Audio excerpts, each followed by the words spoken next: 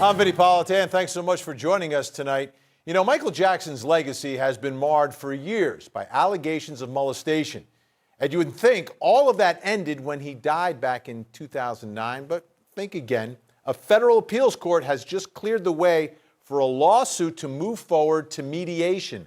Michael Jackson's estate sued HBO over last year's mega hit documentary, Leaving Neverland, in which two young men detailed alleged abuse by Michael Jackson. Well, the estate says the men's comments were disparaging, and the lawsuit says it's a clear violation of a decades-old agreement between HBO and Jackson.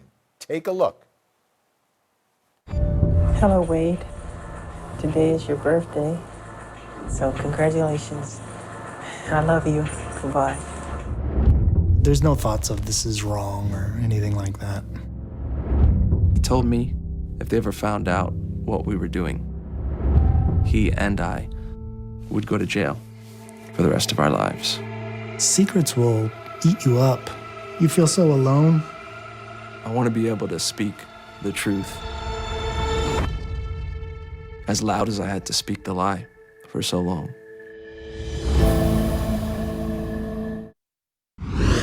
And Court TV special contributor Ashley Banfield brings us up to speed tonight. Vinny, that documentary was just such a blockbuster and so riveting, really telling about what these men alleged they went through at the hands of Michael Jackson.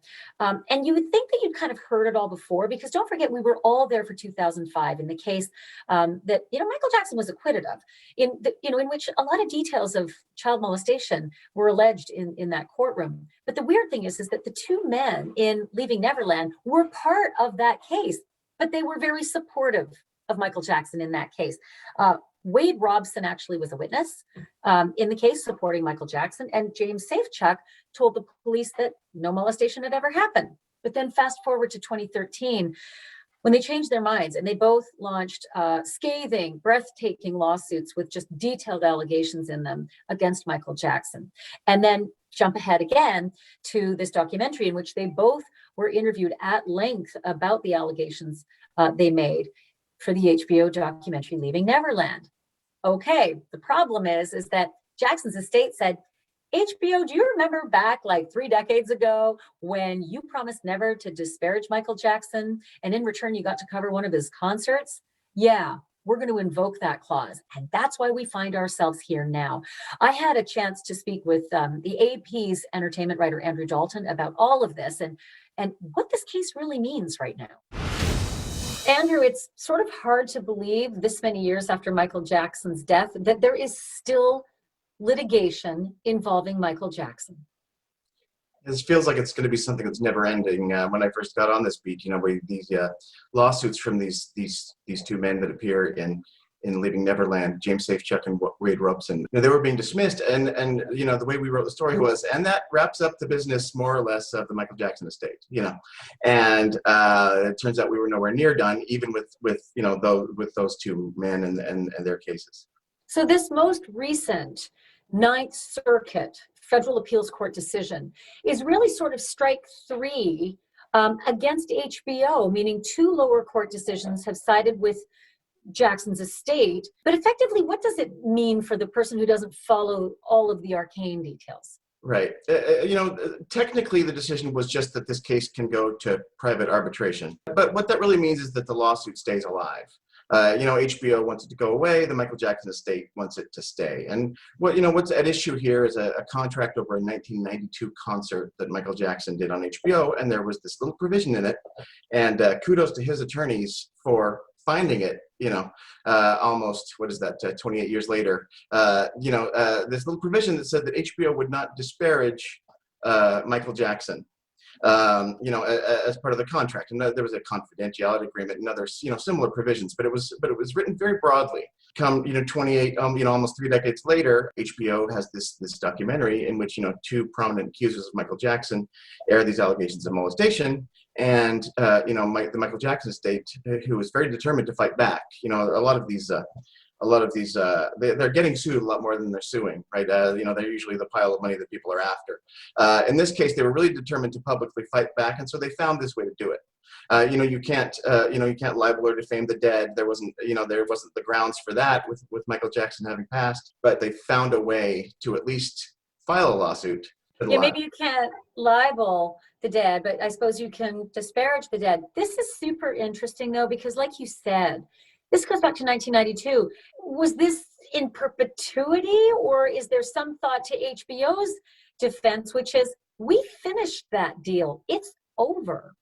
That was exactly HBO's argument, was that once everything that the contract described had been done, the concert was aired, everyone got paid, the performance happened, then that was the end of all of the provisions. And that was a lot of the argument in front of the Ninth Circuit. That was the subject of it. The language of the contract does say, anything arising from what happened with the concert. The Michael Jackson estate points out that Leaving Neverland, the allegations are that Michael Jackson actually molested these boys while on the tour where this took place. So they are arguing that it is connected. That this did arise from it, maybe not in the way that one would expect. HBO's argument was, well, this would be like maybe Michael Jackson was captured, saying something off camera, on one of the cameras off the air, or something like that. That they wouldn't air something like that, or that they wouldn't disparage his character in that way. None of the merits of this has been decided yet. That'll happen next. But interestingly, if you look at that can play to both sides, right? Like Jackson's attorneys, his estate attorneys can say, these allegations made in Finding Neverland happened simultaneously with the 1992 developments. But then HBO could say, yeah, and that's important news. And that should come outside of just, let's all make sure everybody looks as glowing as possible. That has been, the crux of HBO's argument all along, is not to get into the details, but to say, even in there's early statements defending this documentary, that this is an important work of public interest journalism about a public figure, and that we need to be able to report this. And Jackson estate attorneys point out repeatedly that this was written very broadly. They could have put in an expiration date on it. They could have said for the duration of, as these contracts often say, so it is written in a very open way. It's a provision that Michael Jackson wanted, and so they say that this is what HBO has to live with. I assume that HBO's attorneys and probably everybody's in-house counsel now will be more specific about end dates on these kinds of clauses. But I want to talk to you a little bit about what it means, because usually you and I would have this conversation saying, looky, it's going to trial and we're all going to get the evidence and all the information will be public. That's not the case here. This is actually bad for the media. It is bad for the media. We never like to see things go to private arbitration. And it is usually people do, seek arbitration specifically for that reason, because so that all the dirty details don't come out in that way. By the way, that is what it means. Private arbitration means we deal with this in a boardroom and y'all don't get any resolution to it. The best that we see, the resolution usually has to be filed in court. This is the same in divorce cases that are using private judges, as a lot of celebrities are doing now. So we will see a result, but we may not even see a lot of details of that result. The Jackson estate lawyers have said that the reason that we want private arbitration is that that's what's in the contract. So they're just looking for a way to sue. They said they would prefer that it be public, and I do believe them in the sense that they brought the lawsuit. And they do want to sort of publicly fight the allegations in this documentary, or fight the content of it overall. They say that they are going to attempt to make it as transparent as possible for private arbitration. We won't get to neither I nor Court TV would get to be in the room for the proceedings, but they're saying all the filings, that they're not going to move to seal any of them, that because they do want a public fight. It was just that going to arbitration meant getting to sue at all. That aside, and that's a whopping lawsuit, there are 2 additional lawsuits right now from these 2 men against the Jackson estate, and they're separate. They're each suing separately. But what are they suing for? Yeah, one of them has now been thrown out, so there is just one more. The Jackson estate itself, meaning Michael Jackson, after it was dismissed from it because too much time had passed. What was left of the lawsuits was the 2 of them suing a couple of corporations that Michael Jackson started, and these were just kind of for his business purposes. So they found a way in the law to sue these corporations that were really only entirely sort of things that existed mostly on paper for Jackson's sake. They were able to sue these these corporations to argue that they had a duty to protect them from Michael Jackson. So that was the parts of the lawsuit that remained alive. They were both thrown out in 2017, but Gavin Newsom, the governor of California, signed a law last year that changed the statute of limitations, allowing sexual assault survivors and childhood abuse survivors more time to file. So, but now one has been thrown out. Does that bode terribly for the other one? Meaning, are they so similar that why would the other one follow any other different path? It doesn't bode well for sure.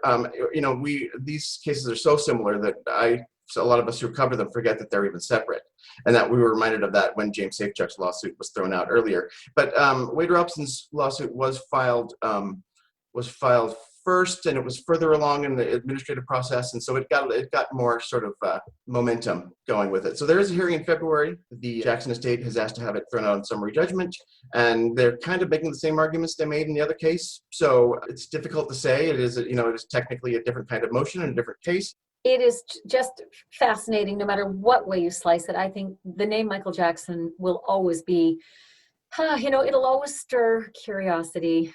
And people want answers, no matter how you slice it. Andrew, thank you. Thank you, Ashley. All right, and HBO can still appeal that ruling to the whole federal bench of the Ninth Circuit. They call that en banc. If that fails, though, we can expect arbitration to happen sometime next year.